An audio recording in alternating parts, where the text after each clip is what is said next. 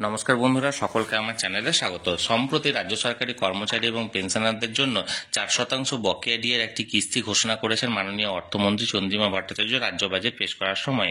এই বকেয়া ডিএটি লাগু হতে চলেছে আগামী 1 মে 2024 থেকে। এই বকেয়া ডিএটি লাগু হওয়ার ফলে আগামী মে মাস থেকে পেনশনারদের পেনশন কতটা বৃদ্ধি হতে চলেছে সেটি নিয়েই অনেকে আমাকে প্রশ্ন করে জানতে চেয়েছেন কমেন্টের মাধ্যমে। তাদের উদ্দেশ্যে আজকের এই ভিডিওটি বানানো।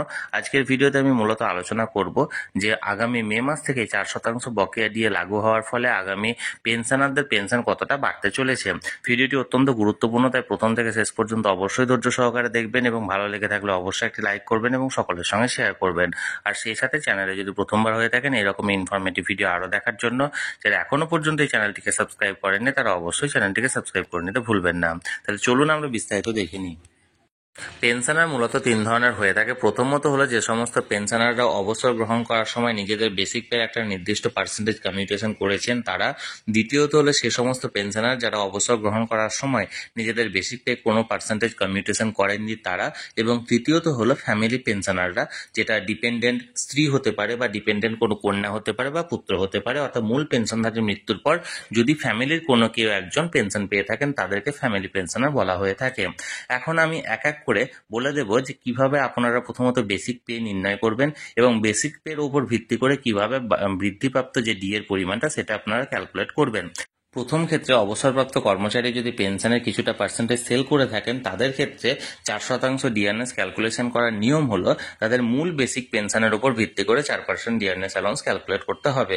অর্থাৎ এই ক্ষেত্রে যে পরিমাণ আপনারা কমিউট করেছেন সেটিও কিন্তু যোগ করে ডিআরএস অ্যালাউন্সটি এখানে কাউন্ট করতে হবে। অর্থাৎ ধরা যাক আপনার বেসিক পেনশন ছিল 16,000 উপর আপনি 40% অর্থাৎ 6,400 টাকা সেল করেছেন বা কমিউট করেছেন, তাহলে সেক্ষেত্রে যে 9,600 টাকা, এই 9,600 টাকা বেসিক পেনশন আপনার হবে না।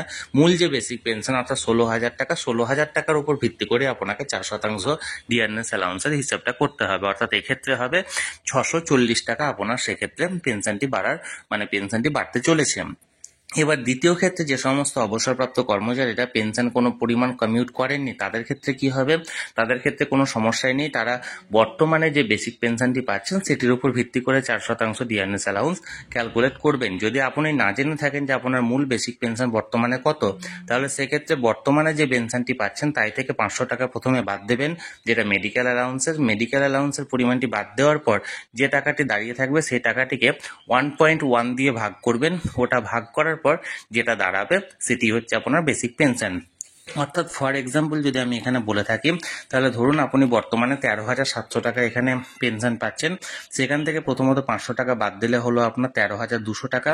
এবার এই 13,200 টাকাটাকে 1.1 দিয়ে ভাগ করলে দেখা যাচ্ছে আপনার 12,000 টাকা দাঁড়াচ্ছে। তাহলে এই 12,000 টাকা হলো আপনার বেসিক পেনশন এবং এই 12,000 টাকার উপর ভিত্তি করে আপনাকে 4% ডিআরএস অ্যালাউন্স অর্থাৎ 480 টাকা আপনার বাড়তে চলেছে। এইভাবে হিসাবটা করতে হবে।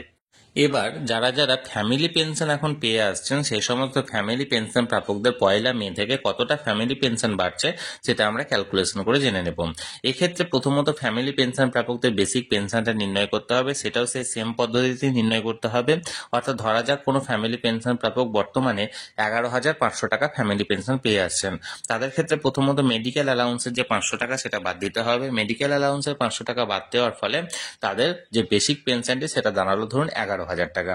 এবার এই 11,000 টাকাকে 1.1 দিয়ে ভাগ করতে হবে। অর্থাৎ যেহেতু বর্তমানে 10% ডিআরএস রিলিফ তাদের ক্ষেত্রে প্রযোজ্য, তাই 10% ডিআরএস রিলিফের জন্য 1.1 দিয়ে তাদেরকে ভাগ করতে হবে।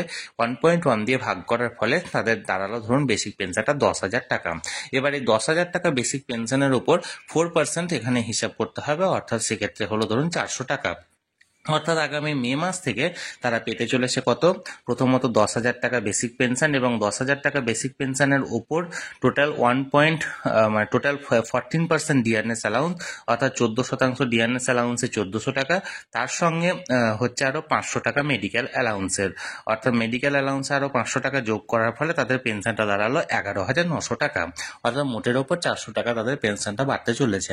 তাহলে বন্ধুরা এইভাবে পেনশন প্রাপকরা নিজেদের যে বৃদ্ধি মুক্তিপ্রাপ্ত পেনশনটা সেটা ক্যালকুলেট করে নেবেন খুব সহজ পদ্ধতিতে। এখানে আমি একটি স্যাম্পল উদাহরণের সাহায্যে এটা বোঝানোর চেষ্টা করেছি। আপনাদের যেমন যেমন পেনশনের পরিমাণ আছে সেই পরিমাণটি এই ক্ষেত্রে বসিয়ে সেই হিসাবে নির্ণয়টা আপনারা করে নিলেই আপনাদের বুঝতে পারবেন যে আপনাদের পেনশনটা কতটা বাড়তে চলেছে। তাহলে বন্ধুরা, যেভাবে আমি বললাম সেটা যদি আপনাদের ভালো লেগে থাকে এবং এতে যদি আপনারা উপকৃত হয়ে থাকেন তাহলে ভিডিওতে অবশ্যই একটা লাইক করবেন। আর এই ভিডিওটার মতো আরও ভিডিও দেখার জন্য চ্যানেলটিকে যারা এখনও সাবস্ক্রাইব করেননি তারা অবশ্যই চ্যানেলটিকে সাবস্ক্রাইব করে নিতে ভুলবেন না। ধন্যবাদ, দেখা হচ্ছে পরের ভিডিওতে।